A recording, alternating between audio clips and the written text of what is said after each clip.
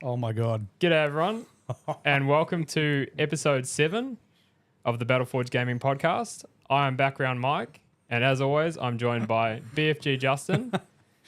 G'day, guys. And today, our first returning guest, Alex. How's it going? Welcome back, Alex. This is a Merry Christmas, Happy Holidays special episode. Obviously. How's everyone doing? You had a good couple of weeks, Justin? Work was real busy the last couple of weeks of work, but hobby's been good. As people would know on the live streams, they've seen me struggling with my repulsor, painting all the grav pads, but I did get there eventually. And in terms of tutorials, last week I finished the Death Watch. The Ultimate Guide? Yep, the audio as well, which is really, really cool. That means we've got sort of two Ultimate Guides in the works I'm excited about. Yeah. And started the White Scar. So I'll do some more work on the White Scar tomorrow, which will be Sunday. Chip away at that one, and you know we'll have 3 Ultimate Guides in the works, which is Locked and fantastic. loaded for the Gonna new, be really good for YouTube. Really for the good. new year. Yep. Yep, definitely. And Alex, you've been busy. It's been a few weeks since we've seen you. Yeah, been flat out with work and smashing out some hobby. Yep. Yeah, so still working on that Black Legion. Yeah, smashing it. Yeah. Where are you at with that now?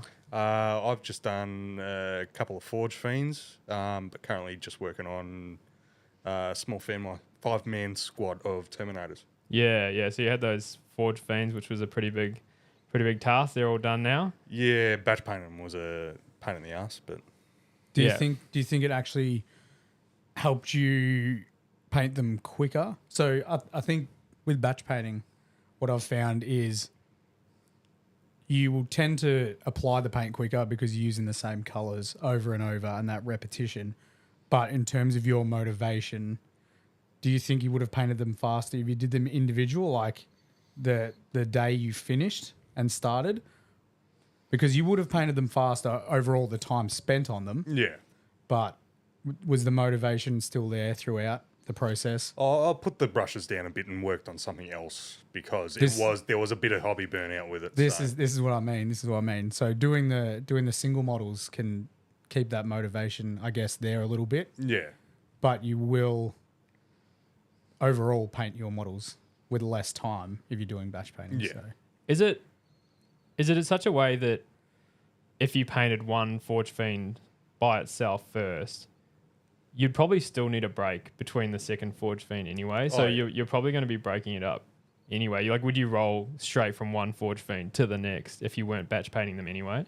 Probably not. I'd need to put a random project in the way just so I wouldn't get sick of painting Forge Fiend after Forge Fiend after Forge Fiend. Yeah. And what's your go-to project for breaking up something like that? Generally terrain. Okay. If I'm getting hobby burnout, I'll move on to something that's just, I'm going to paint a random building or something that I'm planning for a small display piece or something. Is that, I was about to say, is that for like a gaming board that you use, or is that just like display pieces? Oh, it'll just be random terrain that I'm like, oh, that looks cool, I'd like to paint it up, and it'll get pushed to the side once it's done. Yeah, cool. Do you have a little spot for all your terrain, your finished terrain pieces? I do, and it's a recycling bin. What are you talking about? You throw your terrain out that you paint? No, because it's just something to break the palette up. Some of the terrain I don't throw out, like the galvanic servo holes I did. Other terrain I just literally burn myself out on dry brushing, so to speak. We just got to bring them in. We're going to be doing battle reports, my guy. Yeah, I think we'd have a home for them, for sure. Definitely, for sure. Recycle them at Battleforge Gaming. That's it. I believe I've recycled a bit of Battlefield. You have, Gaming. yeah. I've got heaps of terrain and a lot of unbuilt terrain as well. So it is something we're going to be looking at doing in the future. It's a ton of work. Like, it's an absolute ton of work. Unless you get that stuff outsourced, commissioned, very difficult to do if it's just like a handful of people working on it. But it is something we want to look into doing for sure. Yeah, definitely on the cards for 2024, I think. It's a big year, but I'd say, okay, we'll aim 2024. I think we'll be closer to 2025. But we'll see. How things go. We might get the terrain master onto things. That's it, yeah. Maybe. We'll just, every time he's struggling with a project, we'll be like, oh, mate, just take a break. Do some terrain, you know? What have you been painting? Good, yeah. sir? Yeah, so I just picked up my new AdMech Codex. Yeah. I got that. I got Have one. you flicked through it yet? Nah. Still I in the shrink wrap? just got it a couple hours ago, and I picked up one unit of the Scatros, the Stilt Boys. My They're favourite. men. Boys. They're men. Stilt men. The plasterer boys. The plasterers, yeah. Sidonian plasterers. That's right. Mike made a reel or a little meme of that, and it didn't take off as well as we were hoping. Oh. Yeah. I loved it. I thought it was really good. I think I'm the only one that thought it was the best thing ever. I'm like, this is so good. But yeah, so I've got that sitting at home now, and that's going to be very hard to focus on my Necromunda when I've got a fair bit of AdMech waiting in the wings. So who knows where that'll go for me. I think I'll finish what I've got with the Necromunda, and then I'm probably just going to roll straight into the AdMech at this point because it just looks too fun. Very, very keen. Cool. So we've got some photos of Alex's work because we did speak about it last time on the previous podcast with him, and we're like, you need to be uploading stuff on Instagram, and he hasn't. So I took some photos of his work, and I think it'd be good to show the people that are on YouTube, or I think you can view it on Spotify as well. Spotify have a video capability as well now. But yeah, I think this is going to be fun because we can kind of elaborate a bit more on your origin story with the hobby. We can show, we've got his first army here that we can show a bit of his first painting how old were you when you started the Ultramarines? Oh, I would have been 18, 19, maybe 20. But you painted stuff before the Ultramarines, or was the Ultramarines the first? No, Ultramarines was the first, like, fully worked on force that I did. Yeah. But yeah, for those watching across the platforms, we've got a photo of one of Alex's first. I can see it now. We've got a big Ultramarines. screen over here. Yeah. That's why you might see us looking over this side of the I guess the camera. It's because we've got a screen we can look at now. So yeah. So we can see the comments from the good people watching at home as well. And yeah, that's one of your very first models, would Yeah, you say? so that would have been one of the first maybe 3 tactical squads I painted up. Yeah. Which I admittedly only did one highlight on everything, which I'd... Tut. I still think when you're first getting in the hobby, one highlight is a very good way to go about it because you can focus on the single highlight, make it better, and then move on from there. Like, it's very difficult to jump straight into 2 edge highlights. If you can't do one clean edge highlight from the start, it's going to be very hard to do too. So you might as well just focus on that one, make it super clean, and then move on from that point. So I don't think there's anything wrong with doing a single edge highlight for your first army. And you went with the classic super dark blue Ultramarine, like the 90s sort of Ultramarine. Yeah, Cantor Marines, more like the old Crimson Fist look. Yeah. Still very cool though. Still very cool. It was like we spoke about it on your origin story podcast where you were painting the inside of a Razorback or a Rhino. Yeah. Yeah, it was still mind blowing. And I didn't realize that was the first army you were painting. So yeah, even more impressive that. Totally. Like looking at your models, the Ultramarines, anyone would be wrapped if that's their earliest sort of models. They're some of their first army.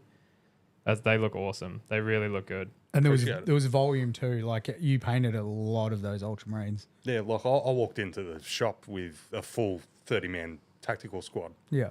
Painted up. Yeah. Which is pretty rare. Like, yeah, it's very impressive. Very impressive. The next army you did work on, which we didn't take a pic of, we'll just touch on it briefly, was your AdMech. Yep.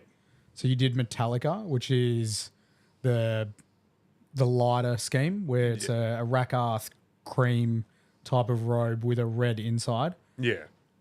It's basically like the shiny version, like the Pokemon shiny version of Mars. Of Mars. Totally. Yeah, pretty much. Yeah. So I should have, maybe when we have you on again, or you can start an Instagram and take some photos of your stuff. Yeah.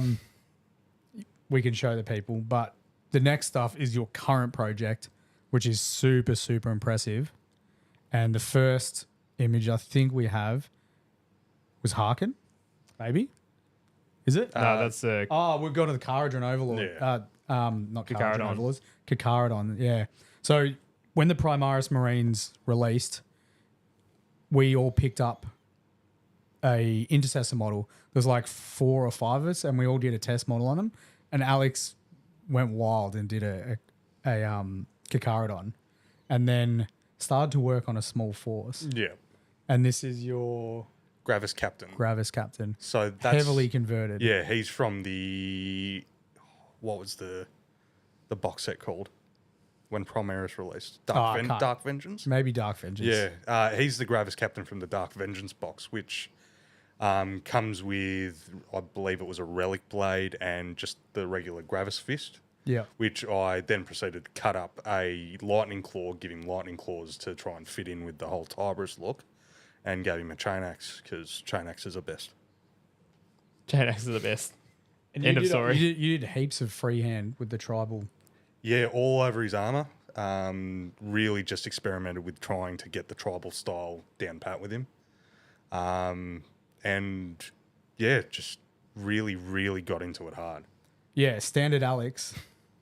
I didn't take a photo of this model, but standard Alex. What did you paint? Did you paint the 5-man squad first? Yeah, I did the 5-man squad first. And then this guy, and then a repulsor. Yeah. So people are watching me paint a repulsor, like hating life at some points, which we'll touch on later. But this is where it's super impressive for me with you, is when you jump in, it doesn't matter what the project is, you dive in. And for the third sort of unit to be a repulsor is a little bit crazy, but it looked fantastic. And it sat in Games Workshop Ringwood for years. This little squad of a repulsor, 5 guys and a Gravis Captain. And even that in a cabinet, like 3 units, looked impressive. Yeah, the tribal stuff on the repulsor as well looked so nice. It's so cool that that's freehand. Very cool. Now we're on Black Legion though. The bread and butter. The bread and butter. So it is Harkin now, I think. Yep. Yeah, or there's Master of Possession as well in there. There we go, Harkin. We muted this reel, didn't we? Yeah. We muted all the reels? Surely. Just checking beforehand. No, we're safe. We're good. We're getting better. We're getting better, guys. Yeah. Cool. So is he in your ARC list at all, Harkin? Not at all. No. Still a cool model. Do you think that's something you're going to expand on? You think you're going to do like 2,000 points of your Black Legion and maybe... Have some Raptors come down. Hopefully they bring out some new Raptors because they're a little bit dated now. They're little squat boys now, unfortunately. But Harkin himself, the world claimer, is a very, very impressive model that I would someday... Well, I was going to convert one of those into a Night Lords. That'd be amazing. Chaos Lord with a relic, which I can't say on the podcast unless I say it really slow. We'll try and do it really slow. So there used to be a relic for the Night Lords, and it was dual lightning claws, and they were called the Claws of the Black Paws Hunt. Nice. Yeah. And I wanted to do a conversion with 2 lightning claws, and I think Harkin would be a really cool model for that. Real good basis for it. Yeah. Yeah, it's a pretty awesome pose, isn't it? Very aggressive. Good reel too, whoever filmed that. Yeah, good job, mate. Next up, tell us about this next model. So this is the Master of Possession. He came out with the initial release of the chumped up Chaos Marines with the release of the Venom Crawlers and all that. Is this guy on your list? No, still not on the list. Okay. It's tough to make this list. What? The reason I asked you what the next model was is because I always forget his name. Oh, yeah. But I think for a long time, it was almost over a year, they didn't have that model available separate. So the only way you could get it was through the whole box. So people, and he was a very strong model. Like he synergized well with a lot of demon engines. Yeah. So he was difficult to get hold of. I actually gave one to one of my friends, and he gave me a model back. So we're even. But Very hard model to get hold of at certain stages. Why isn't he in your list? No room. Well, we have got something that's in your list. Yep. And these are some recently finished projects of mine. Finished as of 4 hours, 5 hours. 5 hours ago. Did you just finish them today? Yeah, finished painting on the black lining on the rim. So this is a Forge Fiend that you've been working on since the last podcast. Yeah. Yeah, I've played against these things. They chunk. They are terrifying on the tabletop, especially when there's 3 of them and they're all armed with those ectoplasma cannons. They remove anything and everything. Their profile is such a good profile. Strength 10. Yep, strength 10. -3. D3 damage. D3 damage. D3 shots apiece. Yep. With blast. So when you shoot at a 5-man squad, 1 extra hit. When you shoot at a 10-man squad, It's 2 extra hits. Something along those lines. Something along those lines. Either way, if they shoot at a blob, they destroy the blob. If they shoot at elite units, they destroy the elite units. And the strength 10 is strong enough that it'll wound dreadnoughts on 4s, like a lot of vehicles on 4s or 3s. So they are a very, very good unit in the Chaos Codex. And I'm only just going off base sort of data sheets. But I'm sure there's ways you could synergize like marks of chaos and characters around them to make them even stronger. Oh, absolutely. Like instant take mark of Nurgle. Just so you get that stealth bonus with the stratagem. So stealth is -1 hit? -1 to hit outside of 12? Either way. Yeah. Harder to hit Forged Fiends is a good thing. Do they get sustained hits somehow? Yeah, with Dark Pacts. So if you take a leadership test during your turn, you get a Dark Pact, regardless of what the leadership test is. If you fail the leadership test, it is D3 mortal wounds. Mortal wounds, yeah. So they become even better with the sheer amount of shots they have with sustained hits. So anyone looking at Chaos that wants an extremely flexible unit, That's the one. they're good. How many points are they? Do you know? Oh, I wouldn't know off the top of my head. Maybe someone in chat can find out. But they're in the list. They are. That's 3 for of them. sure. There's 3 of them, and they're scary. They are actually scary. That is scary. They look awesome. You did an amazing job painting that one, mate. Like, Appreciate it. they look really good, and the reel shows them off pretty nice as well. So good job there, Justin. Good camera work. Yeah. It's all warp magic. It's all warp magic. Beautiful. So that pretty much catches us up to date. You've had a successful few weeks. Yeah. What's next on the table for you? The 5-man Terminator squad, finishing those boys off. Yeah. Batch painting them again. Yep. Yeah. This time not with a crazy amount of detail. Yeah. At least. Yeah. Bit easier going than. Oh, much easier. Much easier. Yeah. When's Abaddon? Right at the end. So we've got the 3 Forged Fiends. They're finished. Yep. The Terminators are on the go. There's a Hellbrute. No, not anymore. Lord Discordant. Yep, Lord Discordant, which I've already got painted up. And Abaddon. And a tech Warpsmith. Warpsmith. Very, very elite army. Can you target the Warpsmith if he's near vehicles? Or he gets lone operative? He gets line operative. Such a good rule. It's a tough list to verse. It is an actual tough list to verse. Are you saving Abaddon for last because you're excited and looking forward to painting that, or not? I'm saving him for last so that I can spend the most amount of time that I need to get him up to a point where I'm happy with how he looks. Nice. Awesome. Fantastic. Well, that pretty much brings us into the main chunk of our podcast, I think. So this is going to be round 2 of our must-know tips.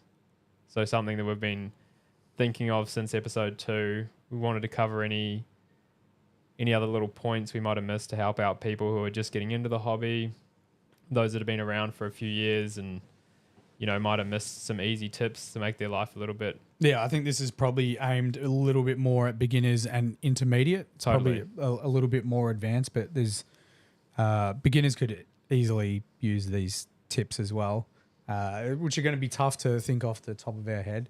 We might just go over a few of the ones we did in the previous episode.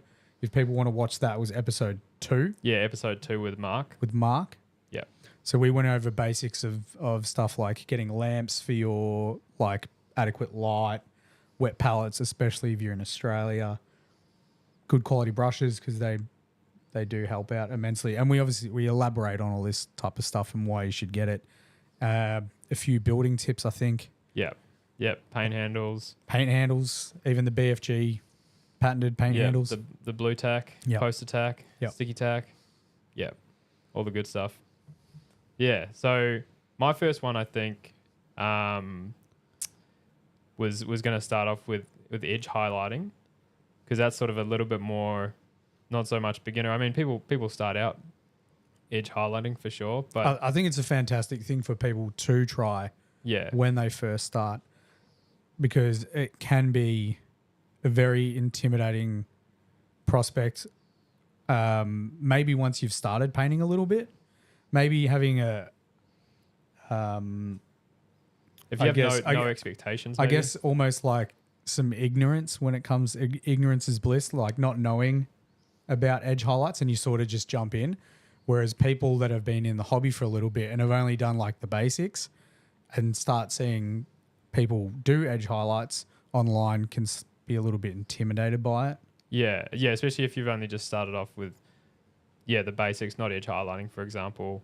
Whereas for me, like I'm definitely under the ignorance is bliss category because I rolled up to paint with you and you're like, okay, we'll base it and then straight into starting highlighting. And because I've seen your work and I was in a bubble per se of just only knowing your style of work. I just expected that, okay, that's the next process. I just start highlighting. So I didn't have any preconception as to how much effort it was going to be or anything like this. I just like, yep, okay, that's what I do now. Yeah, there was no fear. No fear or anxiety around it at all because I didn't know. Yeah. Well, I think with the edge highlights comes another tip, and we'll continue on with the edge highlights, but I think another good tip is having confidence in yourself as a painter because often people will have a fear of failure to the point where they won't even begin. And it's hard to try and get people to overcome that. But it really is something to just, you got to remember, you're using paint.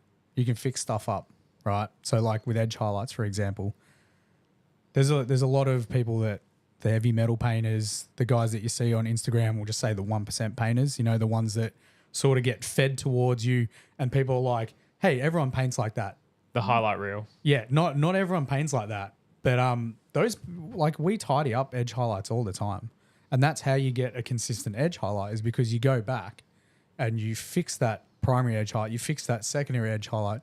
You just use the previous colors to tidy up your edge highlights to the point where it just looks like it's a nice straight line that you painted in one go, which you did not do in one go at all. Yeah. Well, like totally, people would see your work and you'd be the same, Alex. Like they would see your work and they'd just be like, oh, must be nice to be able to just go around the edges with a perfectly straight line every time. But that's totally not the situation. Like you may get some straight lines, but you definitely go back and touch up anything that's a bit wobbly or a bit thick. If people that watch your live stream, they see it all the time. You're like, oh, that's a bit thick on that one. I'll go back and tidy that up. And then there's sometimes where you have the opposite, where you're like, a lot of these tips are all going to be pushed together as well, which we might at the end just give like a little rundown of like a number system. But sometimes you want to go with that paint to completion type of mentality where an example was I've been painting my grav pads recently for the repulsor and I zoomed in really close and there's some edges that aren't perfectly square. They're not all even, but you do get a cheerleader effect eventually when you finish everything on the tank and there's a couple of edge highlights that aren't the same thickness as all the other edge highlights, you don't see them. Unless, of course, you're painting a golden demon, which is a different Yeah. type of painting altogether. Golden demon are all the most elite painters in the world painting a specific style of heavy metal to the point where basically everyone is a winner. It's the person who makes the least amount of mistakes Yeah. that generally wins. Like that's how close that is. Yeah. It's the best of the best. Yeah. Yeah. Whereas if you're painting a tabletop army, try and get good at doing your edge highlights, but don't always be so caught up like, this needs to be perfect. Which again goes back to having that confidence to paint or not even beginning your painting because you're like, I want to be perfect. But you're never going to be perfect unless you put that effort in. And you have to, everyone starts somewhere. Like no one's first edge highlight was great. You just have to start and then you'll get better over time. Like Alex, did you just start with your first models that you ever painted? Did you start with edge highlighting or was that something you found later? Well, I had a brilliant system of YouTube videos that I'd go to and be like, how to paint a Space Marine. And just search that up, watch Duncan Rhodes as a really good... People don't need to watch Duncan Rhodes anymore. There's plenty of those over on the Battleforge Gaming.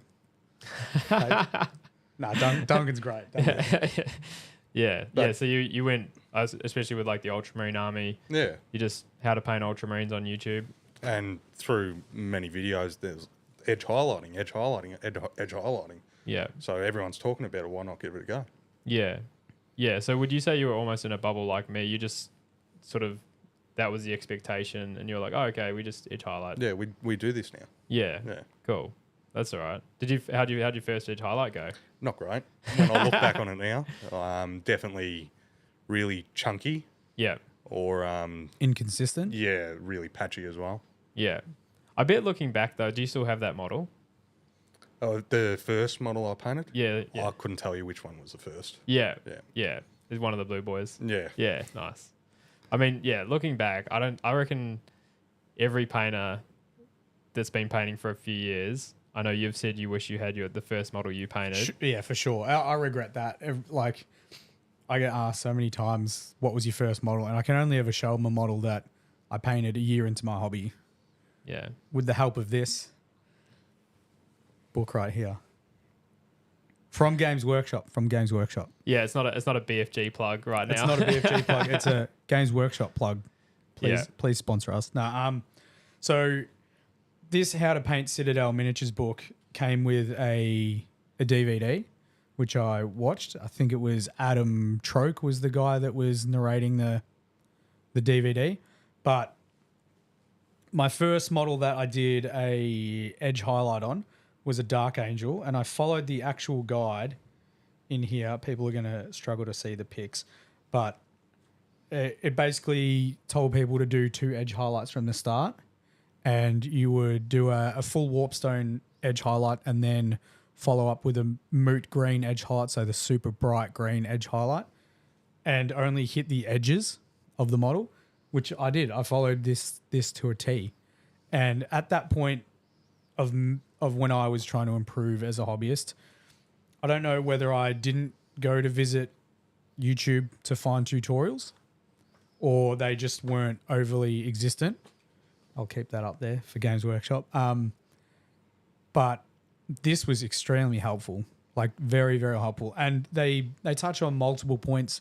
They talk about some Tyranids in here. So they go through the smaller bugs, so like the Termagants, and then they go up to the Warriors and then I think Morlock. And they suggest that people just do the typical feathering of the carapace, but less detail on the smaller bugs. So when you get the big bugs, you start doing more detail. You add like extra highlights on the feathering, and then you keep the smaller guys super basic because you're going to paint like 60, 90, 100. Yeah. Like you're going to paint a lot of those small little bugs. And I suppose you can take that idea and put it across all your armies if you're wanting to paint at a certain speed. Like you could paint intercessors with 1 edge highlight and then you could paint your heroes with 2 edge highlights. And it'd be far more obvious on Space Marines, but it could still work. Like it could still work, and you can always go back and do a second edge highlight on them. So Yeah. it was a fantastic book. Like that's what got me wanting to do heavy metal. And this was, it wasn't even teaching how the heavy metal guys do it. They was just teaching basic edge highlight stuff. So Yeah. How far into your hobby journey were you anxious at all to start edge highlighting? Were you keen? no. I think as a person, I wouldn't say I'm a perfectionist, but if I jump into a hobby or a sport or anything, I want to be good at it. I don't have to be the best, but I want to be really, really good at it. And I knew that it was something I just had to try. And maybe the Dark Angel wasn't my first edge highlighter model. I think I might have done some Tau with edge highlights, but again, like Alex, mine were inconsistent. They were a little bit chunky, and it was just like, it's something you need to work on. It was 12 years ago. Yeah. So it's the thing that people don't often think about, how long it takes to get good at edge highlights. And there are people that have painted for like a year and they're already doing fantastic edge highlights. They're out there. Yeah. But they put the work in. There's only one way to do it, and that's to put paint on the model. Don't be one of the people that's so afraid to paint your models and constantly says, I'm going to save that hero until I'm a better painter. I'm going to save that army in particular. I'm going to start that army when I'm a better painter, because I've heard multiple people say the same thing, and they haven't painted that hero yet. They haven't painted that army yet, and it's been years. So you got to jump in at some point. Just jump in, and you can always buy new models. You can always strip new models, and it's probably a little bit of ignorance.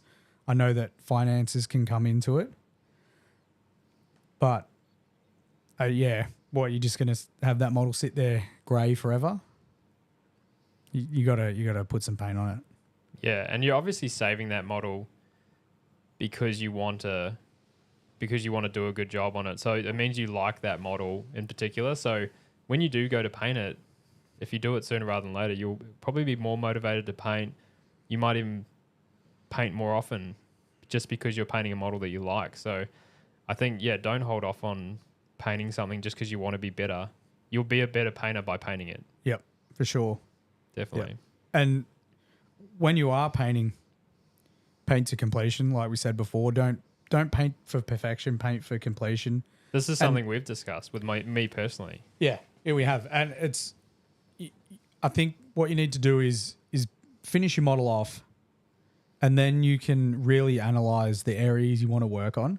Don't work on the whole thing all at once, because that is really hard. That is very hard to do. Look at it, look at your model and be like, cool, the things I need to work on is being clean with my paint. Some of my black from my bolt gun has got on the power armor of my Marine, or like the under armor on the back of the leg isn't as tidy as it should be. Tidy all that stuff up. It makes a huge difference that people generally don't think it does, but it makes a massive, massive difference. If you separate all your colors and they're exactly where they need to be, like a coloring book, just take your time, tidy it up, and pick other points you need to work on. You might need to work on your edge highlights, and that goes hand in hand with tidying up where you're blocking in all your colors, because you can tidy up your edge highlights at the same time. So just pick like 3 things you need to improve on. Do that on the next model. That's why battle line models are really good. Intercessors. You've got a pack of 10 of them. Start on one. Paint that thing all the way through. Doing the best you can. Look at it. And then make your mind up what you want to improve on the next one. And then try that. And then move on to the next one and try and improve that one. And I almost guarantee if you do that from intercessor number 1 to intercessor number 10, they'll be completely different models. Yeah. As someone that paints large forces Alex, do you subscribe to the paint to completion sort of mentality? Like you understand that you may not get everything perfect every time, but you sort of keep going through to make sure you finish that model at some point? Oh, absolutely. There's very few projects that I'd sit there and go, I can't physically finish this model. Yeah. But yeah, like I need to get the model done. Sure, there won't be everything to the certain points I would be happy with, but it's hard getting to that point. Yeah. I think to clarify on the painting to completion, it's not so much like you're bashing out a 3-color based army for a tournament. We're not talking about that. We're talking about completing a model, like putting the transfers on it, doing the edge highlights, doing all the details, like if they've got purity seals, if they've got little scrolls on them, like paint it to completion, and then do your analysis of your model. If you're just wanting to do a 3 colors based army for a tournament, that's a different chat. Yeah. Yeah, I think the way I look at it is like I could keep going over, because I'm still learning to paint and things like that. I could go over and over on the same model and never really finish that model because I'm still trying to improve my edge highlight, my first edge highlight, my second edge highlight, what have you, even just cleaner base coating and stuff like that. But I'll never ever have a usable army with that mentality. Like I do have to, okay, this is as good as I can paint right now. Move on to the next step, keep progressing that model, finish that model, and by the end of that model, I will have learned a few things. I'll know what to do better next time. Move on to the next model. Yeah, well, doing edge highlights themselves and doing a tidy up, 2 different steps. You improve at edge highlights by doing more edge highlights. You don't necessarily improve at edge highlights by doing a tidy up afterwards. Yeah. If that makes sense. Like you just want to keep doing edge highlight after edge highlight. And then you'll end up doing less tidy up that way. Yeah. Yeah, the more time you spend edge highlighting, the better you're going to get. So Correct. yeah, which, yeah, we've touched on it a bit now. The tidy up stage, like don't be afraid to go back, tidy up your edge highlights. Is that something you do with your painting? Oh, often. Yeah. Yeah. Often I find, oh crap, I've brushed over a non-metallic part with the metallic paint. So you find yourself either quickly going back with a wet brush trying to tidy that up, Yeah. or just having a reblock in the panel. Yeah. Yeah, and it just happens. Doesn't matter how long you've been painting. There might be some wizards out there that can do it perfectly every time, but I don't know. I haven't seen them yet. No. Well, I think that's a good point to make with it takes as long as it takes. Don't be caught up with how long it takes someone else to paint a model. You could ask a question and be like, hey man, how long does it take you to paint an intercessor? And I tell people it takes me 17 hours to do an intercessor, and people are like, whoa, that's crazy. But it's like, that's just how long it takes me to paint it, right? Don't be caught up with how long other people take. There could be someone that paints to my quality that does it quicker. Could be someone that paints my quality that takes longer. Yeah, everyone's individual as an artist, as a hobbyist. Don't be caught up with how long it takes someone else. Just take your time. And yeah, it takes as long as it takes. I think the reason we sort of highlighted this topic for this podcast as well is you've had a few people approach you through your social media, and they're saying, thanks to watching your live streams and watching you paint, it's actually given me the courage to try my first edge highlighting and try and step up their personal painting, Yep. which I think is just so great and should really be commended, to have that mentality and be like, yep, I'm going to try something out of my comfort zone for the first time ever. Yeah, I think I can't remember his name, but received a message yesterday, and he was like, I've been in the hobby for 20 years and I haven't really done any serious edge highlighting. And he's like, and now I'm jumping in because I've been watching your stuff. So it's quite humbling. It's quite humbling. Fantastic. And do you have any tips for those starting out highlighting for the first time? Like, I remember the first one you taught me was how you brace your arms on something when Yeah, when for you're going sure. into highlight. So the steadier you can make your hand, the better your edge highlights are going to be. And people may get. I don't know if people haven't seen other people paint, but I've seen people paint with their, and this is for people watching the video. I've seen people paint with their arms out here like this, just not balanced on anything, and like So holding them floating in front of just themselves. holding and floating in front of you like this and painting, and you tend to move around a lot. Even I move around a lot like that. There's no real way to stabilize that. So when I'm painting at my desk, I actually rest both my forearms on my table and I lean forwards, and that's where I get a heap of like being steady, because you think if you've got weight against your forearm here, there's not really anything moving. Like you're not moving all the way from your shoulder to your elbow. Like you're braced against a table like that. The only thing that's moving is your wrist and your hand. And then I put both my hands together when I'm painting. So it's another point of contact. Oh, you actually rest one hand on the other. Yeah, sometimes it'd be a finger on another finger, but my hands a lot of the time will touch. So it'd be two forearms on a table and then hands touching. And if I'm painting off stream and I'm doing my tutorials, I'll even put my elbow into my thigh. So it's elbow on my thigh, forearm onto a table, hands together, which means there's 3 points of contact on something else. And that means you're likely to be way more stable. Well, you're going to be steadier, aren't you? Yeah. Is there any other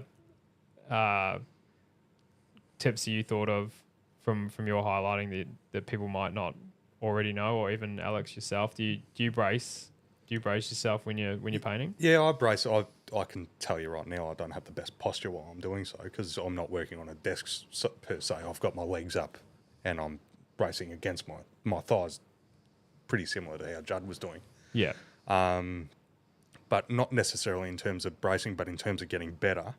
Edge highlighting inside armor panels and trying to not do edge highlights against the hard surfaces. It's a good way to practice to get straight lines just by doing. Using the tip of your brush for the edge highlight as opposed to the edge of your brush. Yeah. Because you can use the edge for the edges, which is fantastic. You get this nice, consistent, super thin edge highlight, which is really cool when you're at the point that you can do a really thin edge highlight with the tip of your brush. When you can't do the highlight with the tip of your brush, you'll have inconsistent edge highlights because you'll have this super thin edge highlight on one edge, and then you'll have to do like the inset of something, and it won't be as consistent.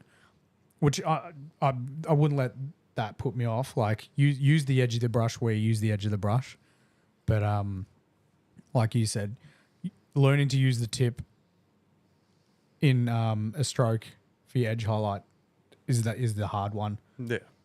Yeah, because I have seen people recommending the style where you use the flat side of the brush, I guess you would say, not the point. Yep. And you're sort of just brushing it against that hard edge.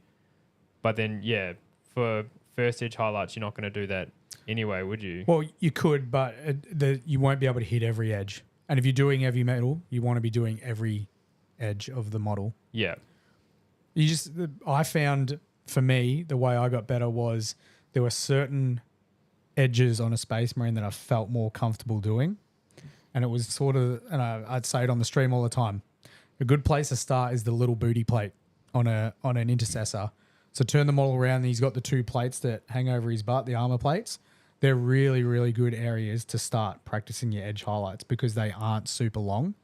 And then the legs have some really nice areas to edge highlight because there's like it's actually got one of the longest edges on a Space Marine down the I guess the calf of the Marine, and then there's some curved edges on that as well. So Space Marines are just fantastic for getting better at edge highlights. There is some other armies like Tau are very good, but Space Marines have got lots of curves on them as well, which will just help you improve. Yeah. Absolutely. But the shoulder pads are rough. Shoulder pads some of the areas I don't like to do are the shoulder pads and backpacks. They can get hate a backpack. Just because of the arcs, It must be. It must be. Yeah. I just Yeah. don't like painting backpacks. yeah. No, I know that about you already. Yep. Um, Or grav pads. the other, yeah. No, you love grab pads. You paint them all the time. Yeah, I have for the last 7 days on stream. Yeah. So the other technique I remember you teaching me was one where you've got all your forearms braced and everything like that, and then when you're going to do really fine details like eyes or something like that, you're almost moving the brush in like a stroke pattern before you're actually touching the model, and you're just bringing that closer and closer, inching it closer each time until the brush tip actually hits the point that you want. Yep. And then you can move it away. Yep. That keeps a sharp line, an accurate line. Yeah, and you generally only want to do that in vertical strokes. So you're basically almost doing like a flicking motion, a very small flicking motion in vertical, up and down. You don't want to be doing sideways. You probably won't have a successful edge highlight that way or detail that way. But when I paint eyes, that's what I do. I do a constant flicking motion in a vertical, and I'll turn the head so I can get at the eye in a comfortable position. And you want to be moving the brush and the paint before you make contact, as opposed to trying to be as still as possible, touching the model and then doing your stroke to fill the eye. Stabbing the tip of the brush into the model first, then Yep. dragging the highlight or the detail. Yeah. Yeah, you're already moving the brush, and it's just a light stroke of the brush tip on the model. Yeah, that's my edge highlighting ones that I remember. You got any other ones, Alex?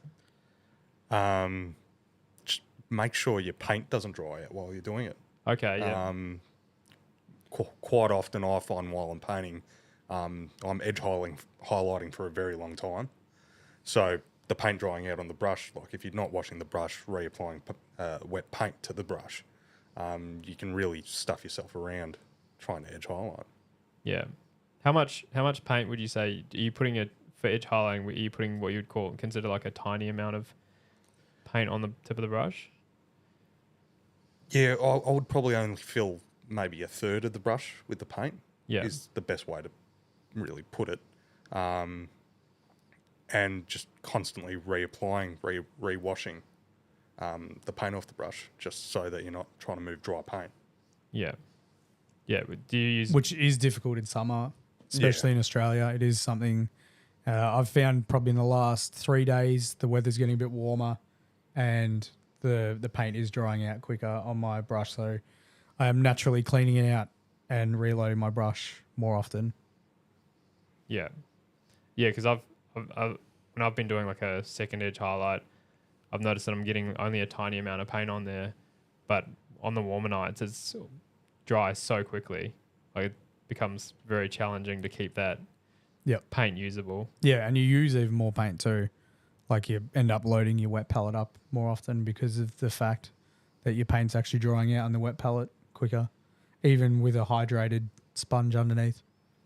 How much do you thin your paints when you're moving into that edge highlighting process? Very minimal, personally. If I'm doing a 3-step edge highlight, the first edge highlight, the thickest one, will have a little bit of water in it. But when I get to that final edge highlight, there's very little. It can vary, it depends on the weather. I'll add water if I need to add water, but more often than not, there's very, very little water. And that's because I want a nice solid edge highlight and I don't want to have to go back. Whereas if you thin it, you might have to go back and do a second edge highlight, which over the top. It's just going over the same area is can make a model take longer than you want it to. And this is for painting armies, right? This isn't for doing a display model or entering a painting competition. If you're entering a painting competition, you just take as long as you take. And if you need to go back over that edge highlight, you go back over that edge highlight. But I'm trying to paint a 2,000 point Blood Angel army. So yeah, anyway, and I already take long enough. Yeah, speed painter you are not. No. No, that's awesome. I think that's pretty much it for what I know about edge highlighting. I'm sure you boys know a bit more than me. No, I think we've pretty much covered it Yeah. No. It's just having that confidence to dive in and do it.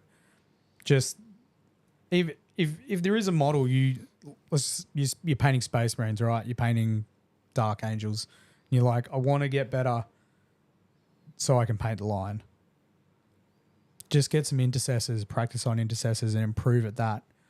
Like, you can always get more intercessors, especially from starter boxes. People get rid of intercessors every day. I like intercessors in my list, but yeah, you should be able to find them pretty easy. So just practice on intercessors, and then you can get to the point where you're like, all right, I'm confident enough to take on the line. Yeah. Yeah. It's all a process. Yeah. I think the moral of the story is, just don't be afraid to start something new. Start edge highlighting your models. Yeah. Don't have so much fear of failure that you never start. Try and overcome that. And the smaller intro models can help you with that for sure. Absolutely. Yeah. Another one. So moving on from edge highlighting, I think we've done pretty well there. Covered a few points that hopefully I'll finish with a dot highlight as well. That'll make your edge highlights pop. Huge. Even if you're doing one, for sure. Okay. Dot highlights. I held off on it for a long time. It's like, why would I do that? And then I did my Blood Angel test model and I put dot edge highlights on it, and I'm like, that makes a massive difference. That makes a massive difference. And now that's why you see all my ultimate guides have dot edge highlights. There's some areas which I won't do it, so I won't do it on a vehicle. I won't do dot edge highlights on impulsors, repulsors. The Stormhawk I didn't do dots on, but a Dreadnought, because he's sort of like this walker and he's got some character to him, I did dot edge highlights on him. Is there a reason for that you avoid doing them on the bigger vehicles? They've just got so many. They just take ages. And I don't think it makes that much of a difference on a vehicle. Yeah. Personally. If I was to do it on an impulsor, it's just, it's a lot of time. A lot of time that I could be spending on painting other stuff. Yeah. And it's also why I don't paint the bottom of my tanks, the grav tanks, because you can't see the bottom. And people are always, there's going to be forever and a day I'll have messages of people being like, oh, the bottom of that impulse is not painted. I'm like, yeah, I don't care. I've got two of them painted because I didn't paint the bottom of two of them. What about the interiors of rhinos and things like that? I'll leave that to Alex. Paint them. For me, with interiors in particular, it was because I know it's there. I know I'm going to be changing out the top hatch of a Rhino for a Razorback. You know, people are going to be like, oh, hang on, you painted the inside. Or you want to drop the ramp, so thematically you're going to put a couple of tactical Marines hanging around it as if they're charging out. Yeah. I mean, it makes for fantastic photos. Yeah. Yeah. That was very, very immersive, that, when you got the interiors of things painted. It's a bit Toy Soldiers, where you're sitting at home with your little plastic soldiers. Yeah. Running through scenarios. Yeah. The next tip that we're going to move on to, we probably missed it with the first one, but it's priming your model. Yep. Now, for me, especially when I started, I was so excited. I just slapped paint straight on. No thought of primer. Didn't know what a primer was, probably, to be honest. But how important is it to prime your models? The most important. Yeah. The most important. I think Games Workshop stores have gotten better now. They potentially never used to ask that question.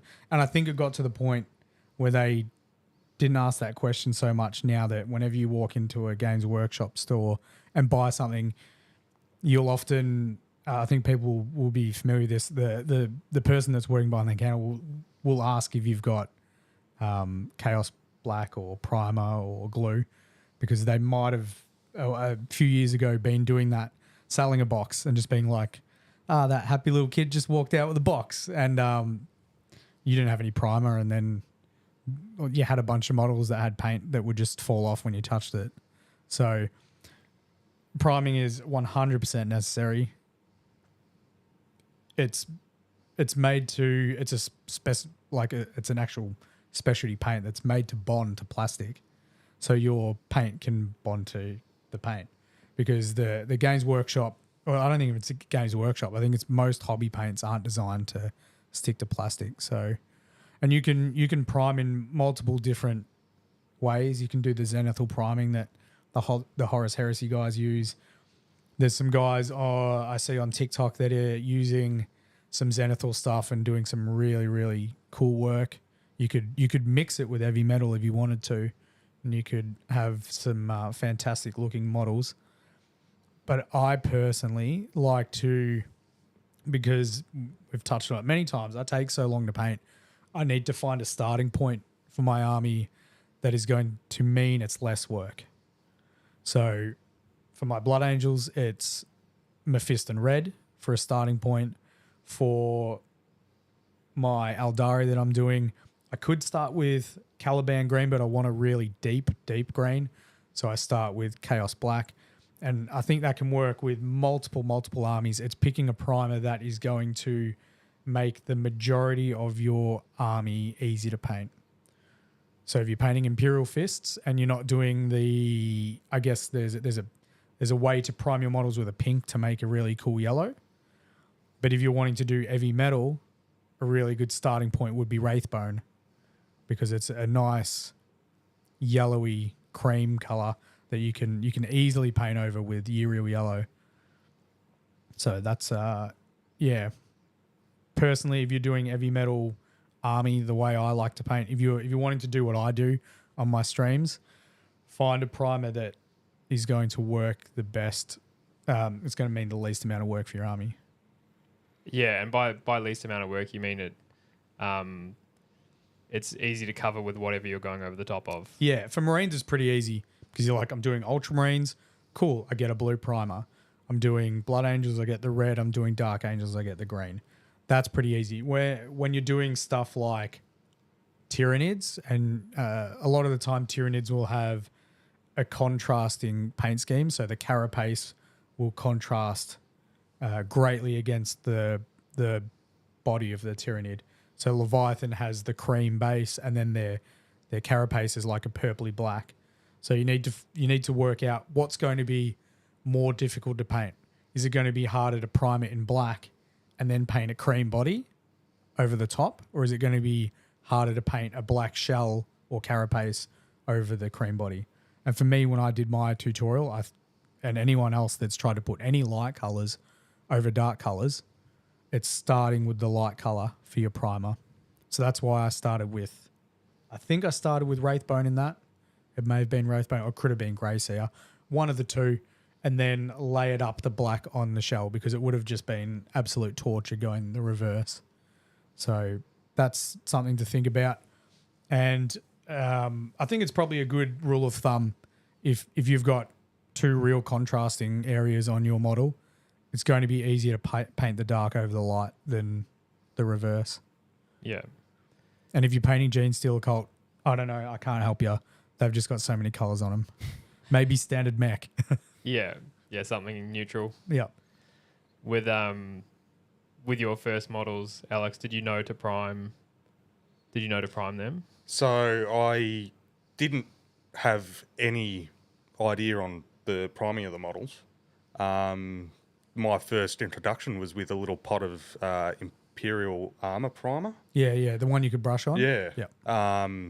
At which point someone told me, I can't remember who, you put this on your model first. It's going to make it easier for the paint to stay on. You're not going to have to do two real juicy coats to get a solid base. Yeah. Before that, like the first model I tried to paint, I think it was die cast. So that was it. That would have been even worse. Yeah. So if I didn't put primer on it, the paint would just flake off just for the sake of it being die cast. Yeah. So that's where it really went, okay, you just prime everything and it's going to be easier to do from there. Yeah. Nice. It's good you learned that early. Definitely don't apply a primer with a pot though. No, I think that's a thing of the past now. That was sort of something that Games Workshop had around in the 90s. Now you're basically just getting rattle cans, and heaps of people are doing airbrush primers because it's even thinner than your rattle can. So yeah. Well, and that's probably a good point to touch on with priming. Like we know with our work, because we do a bit of painting and things like that through our work, the priming coat is really just a dusting. Correct. You don't need a solid coat. It's really just a dusting. You don't want to add any more thickness to your model than you have to. So it's really just that adhesion layer. You don't want to get it. You don't want to get a thick coat on there because it'll take away the detail. You'll lose all the detail. Yeah. So don't, if you're painting Blood Angels as an example, you got Mephiston red and you spray your model, you don't need that Mephiston red to be 100% solid coverage over the whole model. Unless, of course, you don't plan on using any paint, like pot paint after that. If you're not going up, like I recommend whenever you're painting, we'll just say your Black Legion, you prime them in Chaos Black. Yep. And then you paint them with Abaddon Black. Absolutely. And the reason behind that, which is another good tip, is because you're doing edge highlights, you need to do a tidy up step. Or if you need to do a tidy up step, you can't do a tidy up with the primer because you can't match that black. And Abaddon Black to Chaos Black is different. Mephiston Red primer to Mephiston Red pot is different. They're all different. So I would say that prime your model and then base coat it with the pot paint because you can tidy it up. Yeah. So get that dusting on there. Like you don't want to be super light. Doesn't need to be like ridiculously light, but spray your model from the 30 centimeter distance they recommend. And if there's a part of it that's still a little bit grey, but you can still see paint on top of it, that dusting, you're still good. You're good to go. You're good to go. Yeah. And you're going to varnish it anyway. Yes. Oh, he's teed it up for me as well.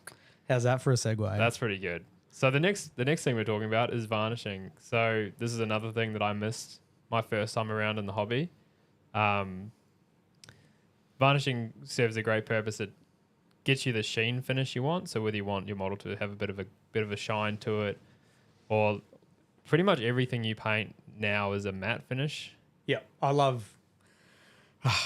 We're going to get sponsored by them. We've got to hit them up. But I love the Tamiya TS80 flat clear finish. And it's specifically that finish though. It's because there's multiple different flats or mattes out there. There's a Green Stuff World Max Matte that is very, very matte, but the TS80 is the one I specifically like. And I'm not sure if Games Workshop are up to the point where they recommend people use varnishes or not. They've got their own varnishes. They are horrid.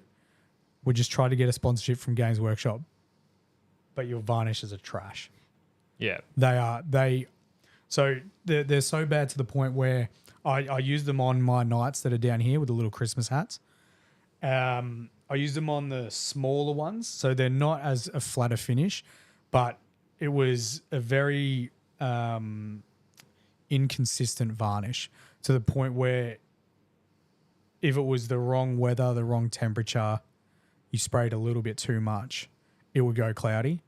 And I had it destroy one of my models completely. I painted a kill team for Iron Hands and I finished a complete model and sprayed it and it just went cloudy to the point where I had to strip it and restart the whole model, which, you know, when you're 17, 20 hours into a single kill team model, that is extremely demotivating to the point where I'm so lucky I actually found Tamiya TS80 because if I didn't and I destroyed another model, I think I would have given the hobby up. Yeah. I think it would have destroyed my motivation to the point where I would have been like, I'm not doing this anymore. And like, it's probably a little bit small-minded because there were varnishes out there. For whatever reason, I had my blinkers on when it came to Games Workshop stuff. And I'm like, this is the only way I can do it. And I still, to an extent, have that mentality because I still use a lot of Citadel, but I have branched out with some Liquitex products and I do have some Vallejo paints. So that was a very long-winded answer of yes. I do varnish all my models with the Tamiya. Yeah. What's your go-to? The same Tamiya rattle can. Yeah. After all the non-metallic coats are done, going over with that. It's magic. Yeah. It's magic in a can. Really is. Fantastic. But this is what you're saying. So I do the same thing. It's probably good for pushing your control with a brush. You finish all the non-metallic stuff. You put your transfers on. You varnish it. And then you go back and you do metallics. And I always chat about him. He's in chat right now, probably. Tiny. He must be, surely.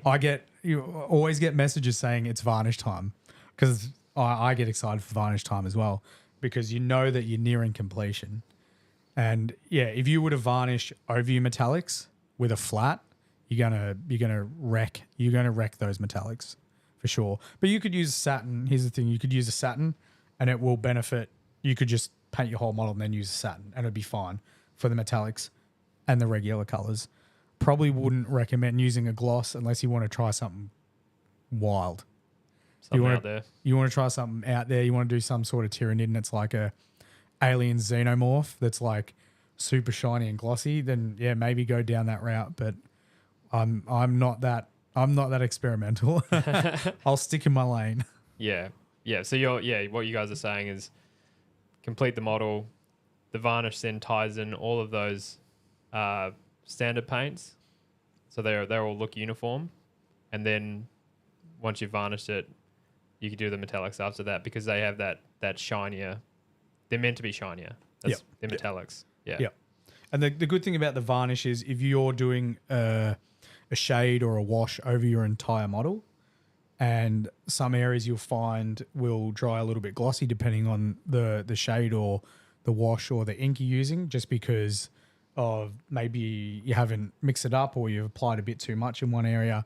That varnish will bring everything back to the same finish. And there's just something about the Tamiya that's magic. It just Tidy up in a can. It for whatever reason fixes those areas to the point where it looks really, really good. And I don't know about if you do it, but when I'm painting my models, I'll prep for the area that's going to have metallic. So if it's going to be a lead belcher area on a bolt gun, I will paint standard mech grey there. And most of the time, if I'm painting a gold, I'll put down XV88, because it gives me a good starting point for my metallic. And I generally only have to do one layer of it. So if I've got some like armor trim that's gold, paint an XV88, finish the model, varnish it, and then do Retributor armor over the top, and it'll cover in one go, as opposed to two. And the same happens with the lead belcher, but it's also a little bit of a fail-safe, because if there's an area that's a little bit tricky to get to and you can't reach it with your brush, you've already got the XV88 in there, and it's very difficult to see that you haven't painted that area anyway. I did wonder about that, because I saw you using XV88, and I wondered what the reasons were behind that. So it's kind of like a fail-safe, as well as being a good starting point for the metallics. Yeah, it's a little bit of a backup plan, because when you're doing it's very, I wouldn't say it's very difficult. You can tidy up after your varnish when you're doing your metallics. Like you said, if you make a mistake, I do the same thing. If I've spread too much metallic in an area, I'll quickly, and this is the thing, this is where the brush liquor stuff comes from. I'll lick all the paint off my brush. Serious here. And it's acrylic, so it's okay. Don't do it with oil-based paints. But I'll lick all the paint off my brush, and I will like try and remove the paint that I've put on an area I don't want it on.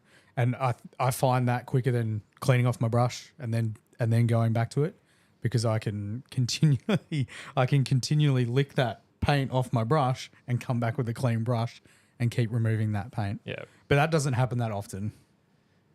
You try to be careful with the metallics. I do try and be very, very careful with my metallics. Yep. Yeah. Well, they cover really well, don't they? They Most metallic. Well, yeah, you don't want a thinner metallic. Often they recommend that you don't even use it on a wet palette, but I do. Yeah, you don't want to thin them. Unless you're doing stuff like if you're doing glazes and stuff, then you will. But if you're just doing like a base coat, I wouldn't worry about thinning it. Unless it's a hot day. If it's a hot day, you probably need to put a little bit of water in it, but metallics will separate. And that's why they recommend you don't really thin them. Yeah. Nice one. They're probably worth mentioning. We touched on it in episode 2 with Mark. the separate water pot for the metallics while we're touching on that now. Necessity. Yeah. Necessity. 100% necessity. Get two water pots. It's just to protect your future projects, isn't it? Or like you're painting later on so that you don't end up with metallic flakes all through a model that you're just trying to base coat or something like that. Yeah, and it will happen. Like there will be some colors that you won't pick it up on, but if you're painting Black Legion and you've got like a nice black base coat, you'll see that there's small metallic flecks to it. 100%. Yeah. And it's easy to just keep two separate water pots and clean them regularly. Do it every single hobby session. And that will help your brushes last longer as well.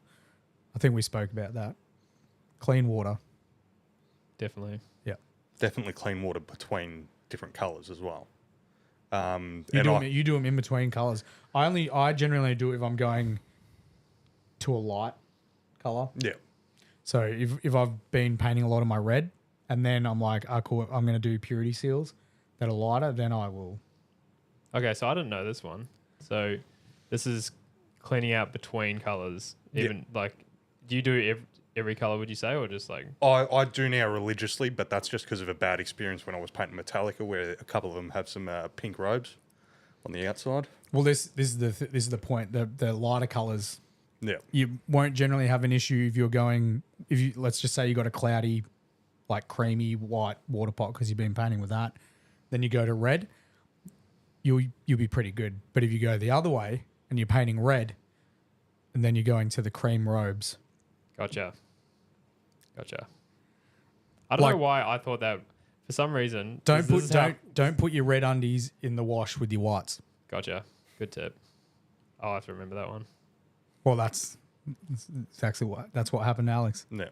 Except with his robes on his Metallica. Yeah. Probably the undies too, but they were pink to begin with. yeah. Yeah, for sure. No, so that's a good one for everyone out there because I thought the paint pots were like safety. I was like, it's just in the water. The brush won't pick that up, surely. But it makes a lot of sense for the really light colors, definitely. Yeah, I think that's pretty much covered me. You had you mentioned future proofing before off stream. Off stream I did, and you did a little bit just before. We've made some tutorials that have received equally as much positive feedback as equally as much negative feedback. They're polarizing, I think we say. It's polarizing magnet tutorials. Yeah. I like to magnetize armies now, and this isn't everything. It'll be small stuff like sergeants or captains, models that can change their war gear, and you can change that war gear with the kit. If it means you need to buy multiple kits, then I'll consider doing a magnetizing. And it's just due, finances. I don't want to buy like 3 kits just so I can customize like one guy. Yeah, just so unless it's down the track. Unless it's a really cool guy. But yeah, magnetizing my armies to have different war gears. This current edition, war gear does not have a point cost. You just put the best stuff on. It just makes sense. Like your captain can have a plasma pistol, a bolt pistol, or a hand flamer. Why would you ever pick a bolt pistol over a plasma pistol when you don't need to pay the points for it? You won't. But in saying that, previous editions, you paid for your war gear.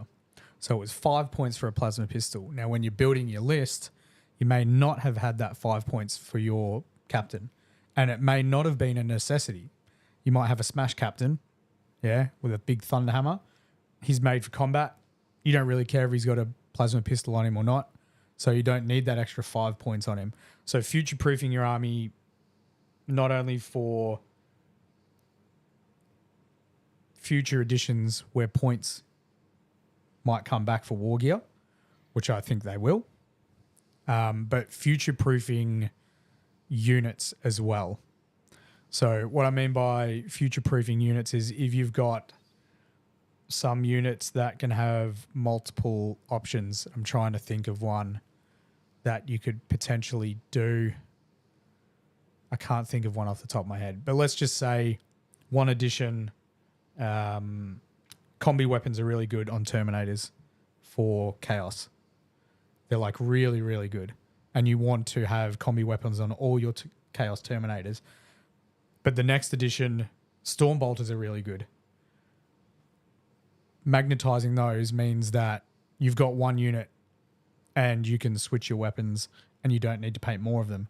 So future-proofing is meaning you're painting less as well. Yeah. That's future-proofing. That's future-proofing. Have you done much magnetizing with your armies? Not really. I tend to make my armies obsolete with each edition, it seems to be. Like even my Forge Fiends, I've glued them all in place. Like that's a plan. They're that way for me, but that's just the way I am. Yeah. There's some great tutorials online if you ever need them. Yeah, absolutely. Yeah, definitely. But yeah. So you haven't mucked around with magnets not too much. I really wish I did. Yeah. Particularly with the Metallica guys. Yeah. Like I've got a Plasma Cavalier in where I might want the arc rifle. Yeah. So to speak. Yeah. But that might be something I'll look into much more down the track when I'm not trying to just paint this list up.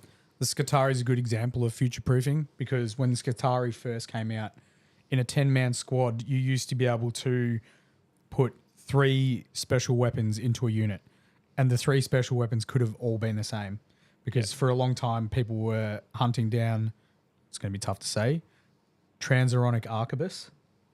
People wanting 3 in a unit because they were really good. Or if you were doing the Vanguard guys, they had a shorter range weapon, so you might want to have 3 of the Plasma Cavalier on them. This edition, you can't do that. You have to have 1 Plasma in a unit. You need to have 1 arc rifle, and you can only have 1 Transuronic Arquebus. So you're future-proofing your army by, and it's very difficult to future-proof Skitarii. You have to find some very, very small magnets, which you can do for sure. But it just means less painting. Yeah. Because let's say next edition points come back. I've got my 2,000 point list I'm really, really happy with. And then I've got a plasma pistol on my jump pack captain and he can't have it. And you go to a tournament and you need to be WYSIWYG. Oh, I'm going to have to paint another captain, aren't I? Or somehow remove an arm that I've glued on. Yeah. But I don't need to do that because my Smash captain is magnetized. And vehicles are very easy to magnetize, and they're probably the ones that benefit the most because you can have Lehman Russes for Astra Militarum. You can have basically all the different turrets if you wanted to, and it does take some time. But think about how much time it takes to paint a whole new tank. Totally, yeah. Instead of just the front of a turret. Yeah, the amount of painting time you would be saving with vehicles would be amazing with that type of stuff. And some vehicles now you don't need to magnetize. You can push bits in. My Dreadnought has got, the Brutalis has got 2 weapons in the chest of it, which can just pull in and push out and they'll stay there. You could magnetize if you wanted to, so it's, I guess, a bit more sturdy, but some stuff you don't need to. But it's something you should look into. Check out battleforgegaming.com. No, actually on YouTube, check out Battleforge Gaming. And there is a simple tutorial there of how to do it. It's basically just a pin vise. You get a pin vise drill, 1 mil bit, 2 mil bit, 3 mil bit, and you're set. Get some little magnets. Yeah. You can find them easy on like Etsy and eBay and all types of places like that. It can go wrong if you're not careful though. I've heard you can break models trying to drill holes through them. Chaos Marines specifically, because of the way they're constructed nowadays, the back area is glued onto the other back area, so you just need to be careful. There may be a video of that on YouTube as well. There is a video, yeah. I jumped straight from a 1 to a 3. Yeah. And Embrace corn. yeah, Yeah. did a little bit of mischief. The people loved it. They loved watching you fail. It's good. Hey, there's no such thing as bad content. No, that's right. I mean, there is. There definitely is. Oh, I mean, there is. Nah. But yeah, so I think that's pretty much nailed it for me with the tips for round 2. there anything you've got that you wish you knew before you started? Like anything that stood out, someone could have just tapped you on the shoulder and be like, Alex, do this. One would definitely be how to do transfers. Yeah. Okay. Like I wasn't ever shown how to do transfers, so I would always go out, get the upgrade sprues for Ultramarines as an example. Like instead of getting a transfer, which is nice and easy now in hindsight. Tell you what, it's easier to do a transfer than it is to paint an embossed shoulder pad, for sure. Yeah. Like some of the fancy shoulder pads look really good. I love a transfer. And the ones that come out now are just fantastic. Absolutely. Like they've got like really sort of ornate ones coming out. And fingers crossed, Blood Angels get one. I think they will because the Black Templar got one. So if Dark Angels, because I think the Dark Angels is the next Space Marine Codex coming out, if they get some cool upgrade kits and cool transfers, then for sure everyone else is getting them in terms of Space Marines. I don't care about other chapters. I don't care about other armies. Just Space Marines. Yeah. So how were you doing your transfers at that time? I wouldn't do them. Oh, okay. Yeah. You just didn't do transfers? Yeah, so the only way I Okay. would customise is brass etch Yeah. or the upgrade sprues with the upgrade shoulder pads. What's Which- brass etch? It was literally laser cut brass that you could fold onto a shoulder pad and glue it down. Was that from Games Workshop? Forge World. That was Forge World. Yeah. Oh, wow. Games Workshop had some Yeah, brass they stuff, had but some. it was like terrain with leaves for Yeah. bases and stuff like that. Yeah. Yeah. But Games Workshop used to, and this is probably something that Games Workshop need to work on. We can have a chat. We can talk about it.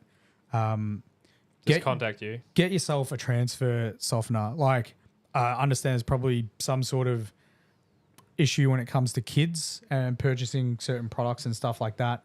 But the way they used to tell people to do like an Ultramarine U of splitting it in half with a knife is just diabolical. Like, it's insane.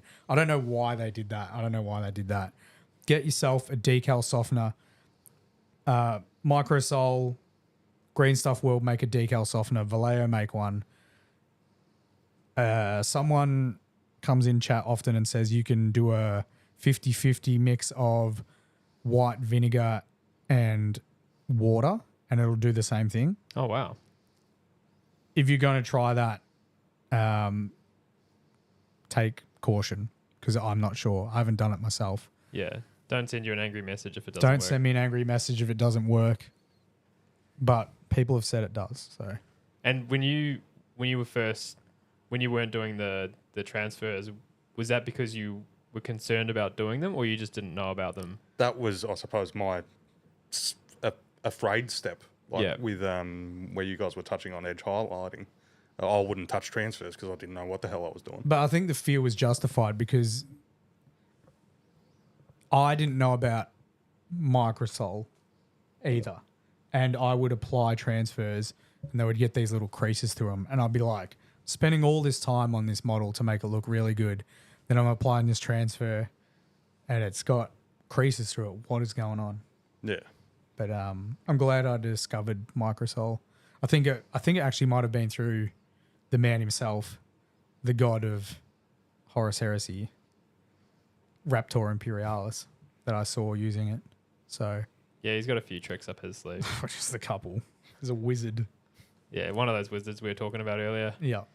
Yeah, so Microsol, for those that don't know, that's something you apply to the transfer first prior to trying to place it on the model. Well, there's multiple ways to do it. There's you can paint the area with microset, which as far as I know is just a gloss clear, which a glossy clear area is really good for transfers to bond to. And then It's a high energy surface, I guess. it is a high energy surface. People are going to be like, what the hell are you guys talking about? And it's a work thing. The Insider Sign Nation jokes. Yeah. Oh, we're dropping names now.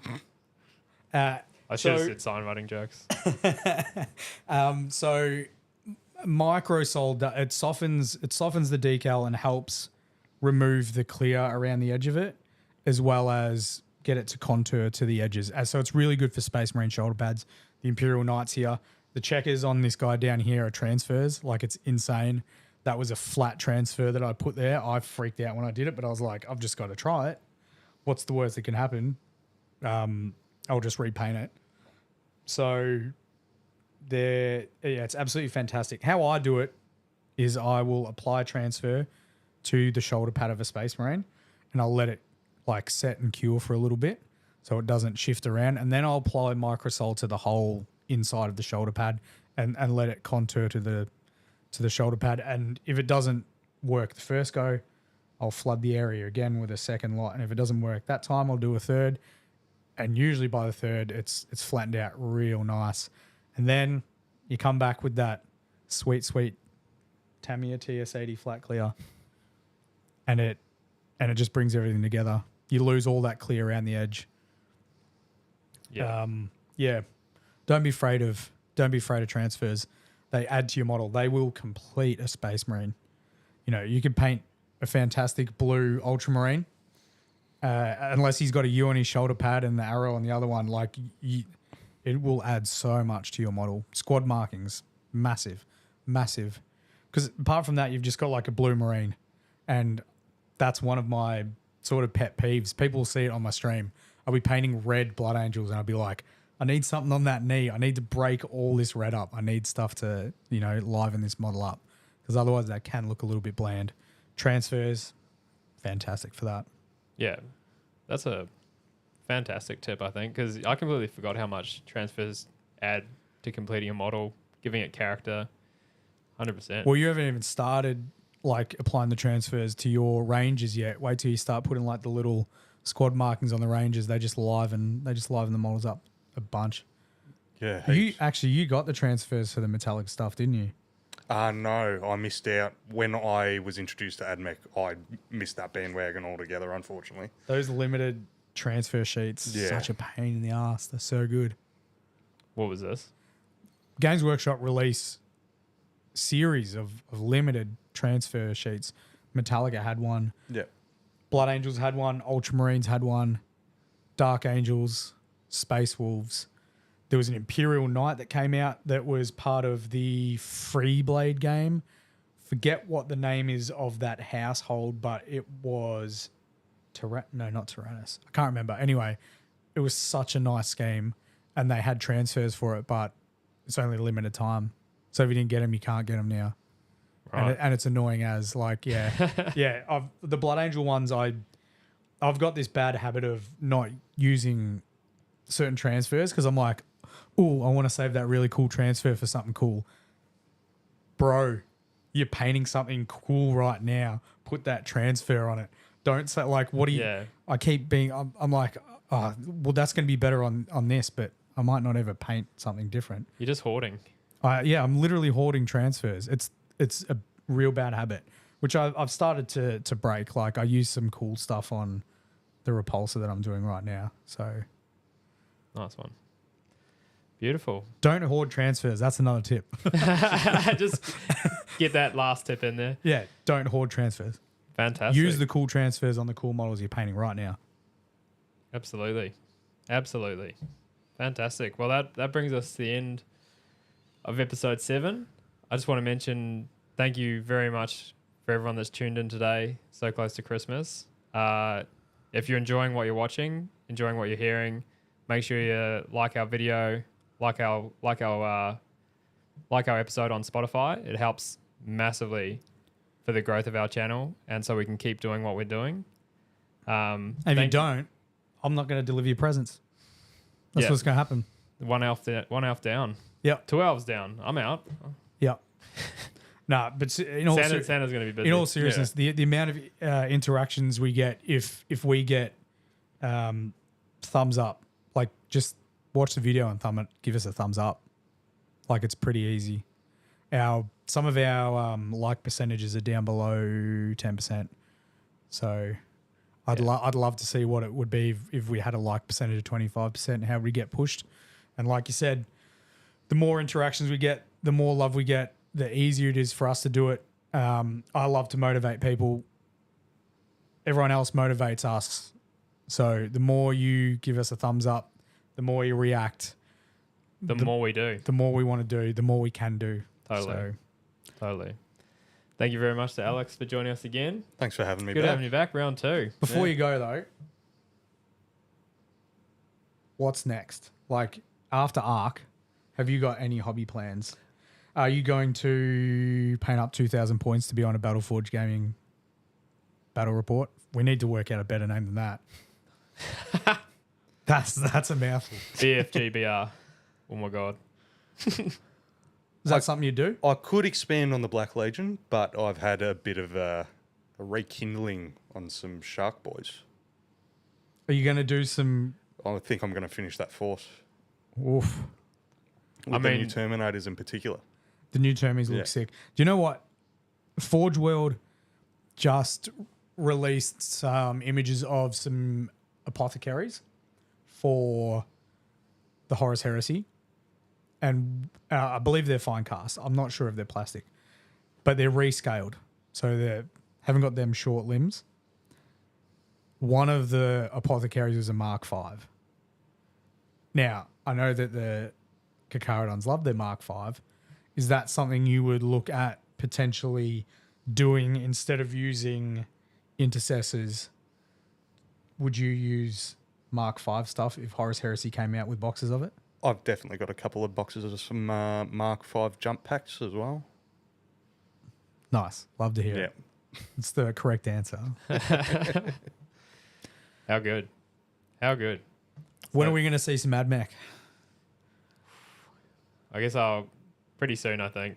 I think I'm going to start cracking into that stuff very shortly. Finish some Rangers first. Is that the plan? Straight into Rangers, yeah. I think so. They're my favourite, so I think I'll just jump straight into them. Rumor has it there could be a Forge World Mars Ultimate Guide in the works. Yeah. And this has come about because Mike has asked me to write down a recipe list, and I was like, well, I might as well just paint it while I write the recipe list. So yeah, I've got some time off for the next 2.5 weeks, and I'm finishing off a White Scar Ultimate Guide. And who knows, if I get super motivated, there might be a few Ultimate Guides for Mike to edit. I thought I was pushing enough to sneak the AdMech Mars tutorial in between the White Scars and the Death Watch, but I obviously wasn't pushy enough. I should have pushed harder on that. Well, the White Scar's past 50% now, so yeah, that'd be cool. Personally, I mean, I might be one of the few, but I'm hanging for an ultimate guide on AdMech. I think I'd find that pretty helpful. The AdMech players are few and far between, but I think that's a good thing. Personally, I think it's really good having an army that not many people play. Is really cool for yourself because you can feel like it's a little bit snowflakey. You can feel a little bit unique because there's not many people out there playing them. And there's also the fact that people don't know what they're playing against. So this podcast has been a massive advocate for AdMech. We've got two AdMech players right now. The flesh is weak, guys. Hey, I painted some Riser. Come on. Oh, 3. Yeah, everyone. Nah, fantastic. We'll see plenty of AdMech popping up left, right, and centre now. Yeah. I mean, I've got so many projects. I'd love to do some AdMech, but just got so much on. Nah. No, you got to pick your battles. That's it. You got to pick your battles for sure. But yeah, that brings us to the end of episode 7. Merry Christmas and happy holidays to everyone from us here at Battleforge Gaming, and we'll see you in 2 weeks' time for episode 8. We've already got a guest. And we've got a guest locked in as well. I think we've got 3 guests in a row already planned out. So organised. Yep. Look at us go. Thank you so much, guys, and we'll see you next time. See you guys. See ya. See ya.